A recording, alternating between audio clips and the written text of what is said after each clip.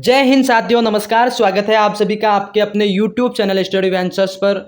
दोस्तों, ये क्लास आपकी सीईटी परीक्षा 2024 के ऊपर होने वाली है। और जैसा कि आप सभी को पता है, आपका सीईटी ग्रेजुएशन लेवल एग्जाम और सीईटी 12th लेवल एग्जाम, स्नातक स्तर का एग्जाम आपका सितंबर और अक्टूबर में होने वाले हैं। तो इसी बीच से आपके लिए ये क्लास लेके हाजिर हूँ। ये क्लास काफ़ी महत्वपूर्ण रहने वाली है और इस क्लास के अंदर जो क्वेश्चन मैं पढ़ाने वाला हूँ, जो पिछले एग्जाम्स में पूछे गए हैं, सीईटी का जो 2023 का जो पेपर हुआ था, 22-23 का, उसके अंदर भी पूछे गए हैं और आगामी एग्जाम के अंदर भी पूछे जा सकते हैं। तो इस क्लास को क्या करना है, आप सभी को पूरा देखना है, एंड तक देखना है। क्वेश्चन इंपॉर्टेंट लगे तो आपकी कॉपी में नोट करते रहना, ठीक है। तो आज का पहला क्वेश्चन पूछा गया विद्यार्थियों, पूछा गया है, देखो, हुरडा सम्मेलन की अध्यक्षता किसने की, बताओ। सभी साथी बताएंगे। जो 1734 ईस्वी में जो हुरडा सम्मेलन हुआ था विद्यार्थियों, उसकी अध्यक्षता किसने की थी। सही विद्यार्थियों, सभी बताएंगे कमेंट में। और चैनल पर नए हैं तो चैनल को सब्सक्राइब करना विद्यार्थियों। देखो, हुरडा सम्मेलन की अध्यक्षता करने वाले थे आपके option number A, Maharana Jagat Singh द्वितीय। ऑप्शन नंबर आपका डी राइट हो जाएगा विद्यार्थियों।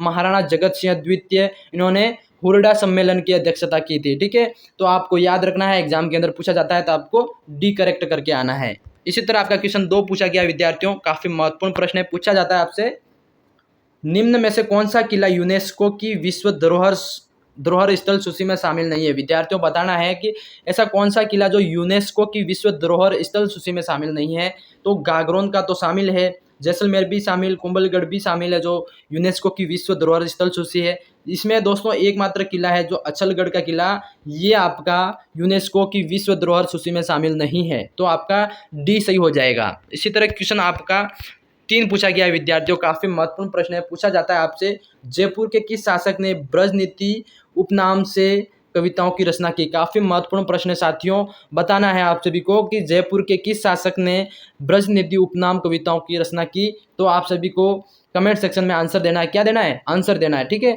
बताना है कमेंट सेक्शन में कि आपका आंसर क्या है। जी विद्यार्थी, सभी बताएंगे। ऑप्शन नंबर आपका इसमें क्या हो रहा है जी। ए आपका स्वाइप प्रताप सिंह, बी आपका स्वाइप पृथ्वी सिंह, स्वाइप जय सिंह, डी ईश्वरी सिंह।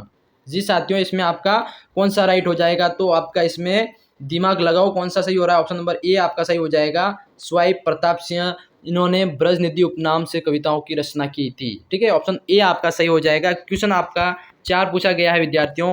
पूछा जाता है आपसे, निम्नलिखित में से प्रख्यात श्री नृत्यांगना कौन है। देखो, चरी नृत्यांगना कौन है वो बताना है जी विद्यार्थियों। तो ये चरी नृत्य करने वाली नृत्यांगना कौन है? तो ऑप्शन नंबर आपका बी राइट हो जाएगा साथियों, फल्गुबाई। ऑप्शन नंबर बी करेक्ट हो जाएगा, फल्गुबाई, ठीक है। बीएसटीसी एग्जाम 2024 अभी वाले के अंदर भी ऐसा प्रश्न पूछा गया था जो गुज्जर समाज से संबंधित था वो, ठीक है। फल्गुबाई, इसमें आपका चरी नृत्यांगना बी सही हो जाएगा। क्वेश्चन आपका 5 पूछा गया विद्यार्थियों। पूछा गया है आपसे, देखो, राजस्थान में स्त्री परिधान पोमसा कहा जाता है। देखो, राजस्थान में जो स्त्री परिधान है उसमें एक पोमसा वर्ड आता है। पोमसा किस चीज़ को लेके होता है? तो वो पोमसा का मतलब होता है पीला, ठीक है। ऑप्शन ए आपका सही हो जाएगा विद्यार्थियों, पोमसा पीला, ठीक है।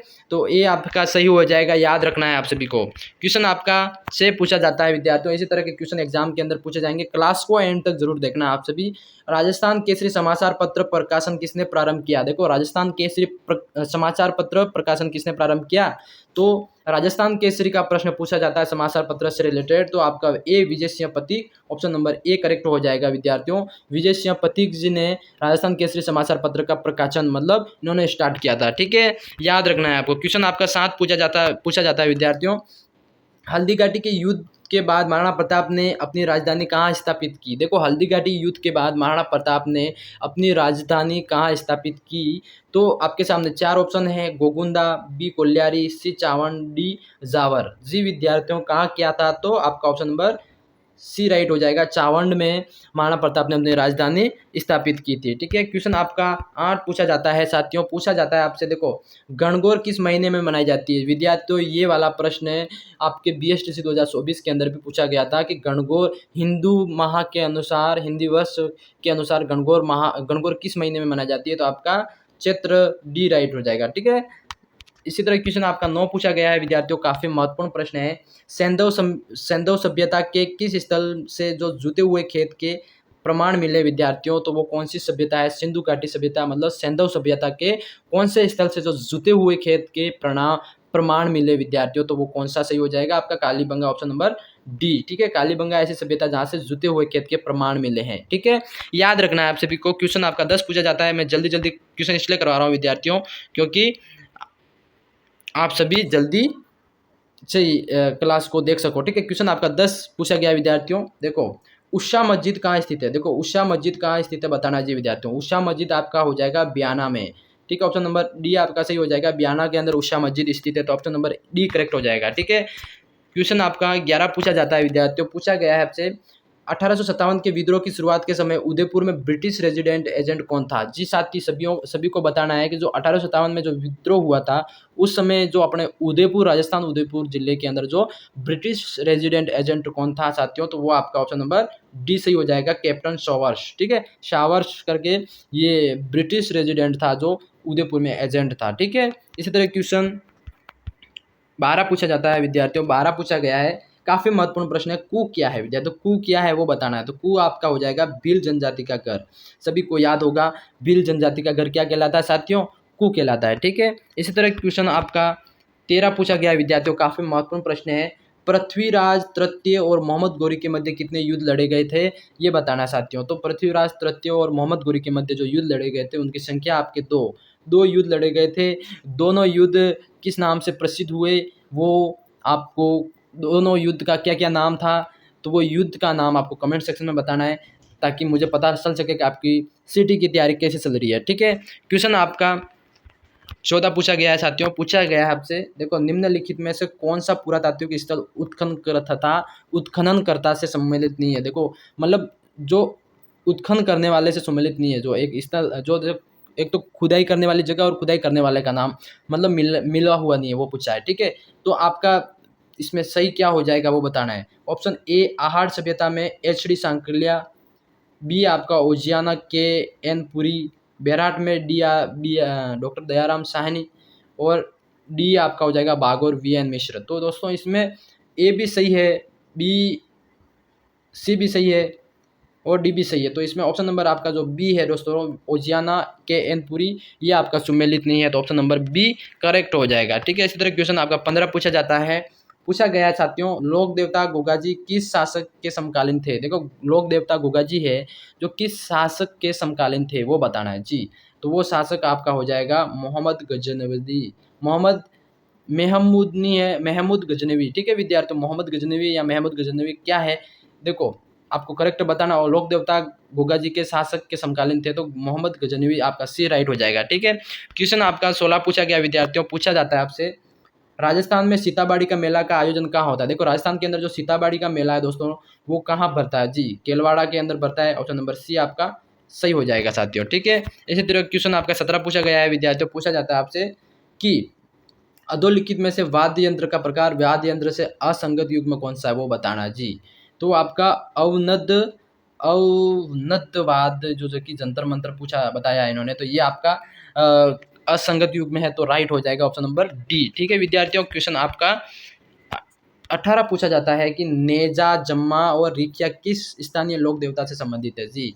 आपने सुना होगा नेजा, जम्मा, रिकिया, ये शब्द है विद्यार्थियों, ये किस लोक देवता से रिलेटेड है वो पूछा है। तो बाबा रामदेव जी से। नेजा मतलब उनकी जो फ्लैग होता है उसको नेजा बोलते हैं, और जम्मा मतलब लोग इकट्ठा होकर उनके भजन कीर्तन करते हैं, उसको जम्मा बोलते हैं। तो इस तरह के जो वर्ड्स यूज होते हैं वो लोक देवता बाबा रामदेव जी जो लोग उनसे रिलेटेड है, उनसे संबंधित है। ठीक है, तो ऑप्शन नंबर आपका ए सही हो जाएगा।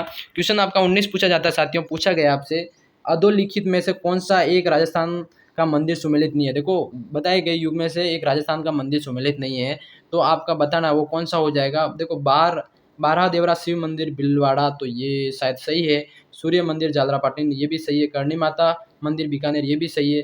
तो जो जगत शिरोमणि मंदिर उदयपुर के अंदर बताया इन्होंने, तो ये आपका सुमेलित नहीं है दोस्तों, तो ये गलत हो जाएगा, मतलब ऑप्शन डी आपका सही है।